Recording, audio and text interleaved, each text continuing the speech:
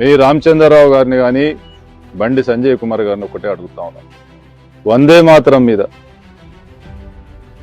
మా ప్రియతమ నాయకురాలు సోనియా గాంధీ గారిపై మత్సలేని 10 సార్లు దాదాపు ప్రజలతో ఎన్నుకోబడి ఒక ఉత్తమ నాయకునిగా ఎదిగిన మా ఖర్గే గారి మీద ఇవాళ ఇష్టం వచ్చినట్టు మాట్లాడుతూ ఉన్నారు. అసలు 1875 నవంబర్ 7న వందే మాతరం గురించి వీళ్ళకు అంటే మేము కూడా మీ మీడియా ద్వారా చెప్పాలనుకుంటున్నాం. ప్రజలను ఏ విధంగా వీళ్ళు అంటే కాంగ్రెస్ పార్టీకి ఈ దేశ స్వాతంత్రానికి బ్రిటిష్ పాలకులను తరిమి కొట్టడానికి ఈ వందే మాతరం గీతానికి ఏ విధంగా హక్కుదారులు ఏ విధంగా ఈ దేశం కోసం కాంగ్రెస్ పార్టీ పనిచేసింది, దాని నుండి ఎట్లనే చేసి ప్రజలను డైవర్ట్ చేయాలి. ఇది ఒక లక్ష్యం పెట్టుకొని 1875 నవంబర్ 7న బంకిం చంద్ చటోపాధ్యాయ వందే మాతరం గేయాన్ని రచించు. ఇది 1882లో ప్రచురితమైంది. 1950 జనవరి 24న జాతీయ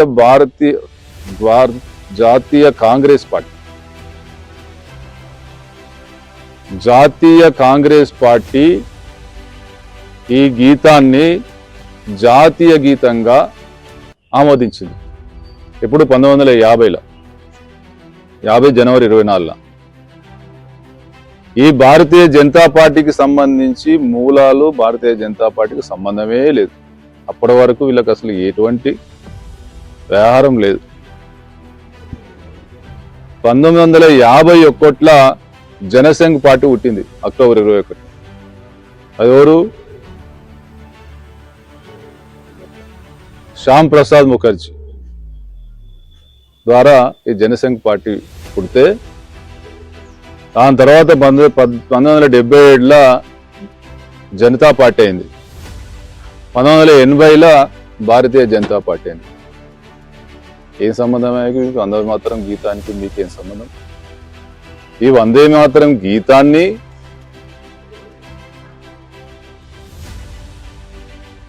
జాతీయ గీతంగా చేసిందే ఇలా జాతీయ కాంగ్రెస్ పార్టీ.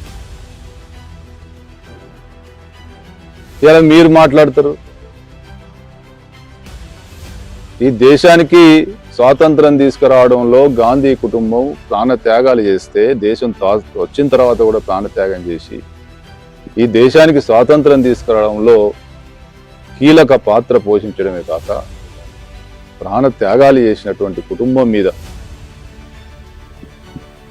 ఇలా ఖర్గే గారి మీద ఇలా మాట్లాడుతూ ఉంటే సిగ్గు అనిపిస్తలేదని అడుగుతా ఉన్నాం.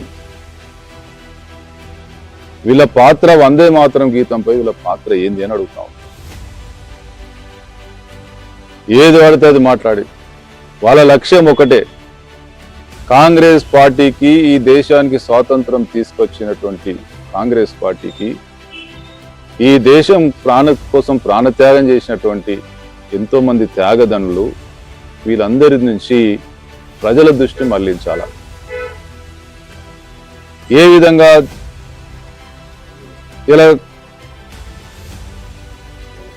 ఇలా ఈ స్వాతంత్ర ఉద్యమం అంటే కాంగ్రెస్ పార్టీ, స్వాతంత్ర దినోత్సవం అంటే కాంగ్రెస్ పార్టీ, జాతీయ జెండా 3 రంగులు ఉంటే కాంగ్రెస్ పార్టీ జెండా 3 రంగులు ఎందుకు వచ్చింది? ఈ దేశ స్వాతంత్రం కోసం పుట్టిన 3 రంగుల జెండా దేశ స్వాతంత్ర అనంతరం అశోక చక్రం ప్రభుత్వం వచ్చిన తర్వాత ప్రభుత్వ జెండాకు తేడా ఉండాలని అశోక చక్రం వచ్చింది. పార్టీ జెండాకు ప్రభుత్వ జెండాకు తేడా ఉండాలని అశోక చక్రం వచ్చింది. కాంగ్రెస్ పార్టీ జెండా మీద చెరక ఉంది. అసలు కాంగ్రెస్ పార్టీ లేకపోతే ఈ దేశం స్వాతంత్రం పరిస్థితి ఏంది అనేది ప్రజలకు తెలియదా అని అడుగుతా ఉన్నా. దానిలో ఇంకా ఈ దేశానికి ప్రాణత్యాగం చేసి ఈ దేశానికి స్వాతంత్రం తీసుకొచ్చినటువంటి ఈ దేశ జాతీయ కాంగ్రెస్ పార్టీ అధ్యక్షుని మీద, 2 పర్యాలు ప్రధానమంత్రిగా అవకాశం వస్తే ఈ మూర్ఖులు కొంతమంది దీన్ని రాజకీయం చేస్తారనేటువంటి ఉద్దేశంతో త్యాగం చేసినటువంటి త్యాగశీలి సోనియా గాంధీ గారి మీద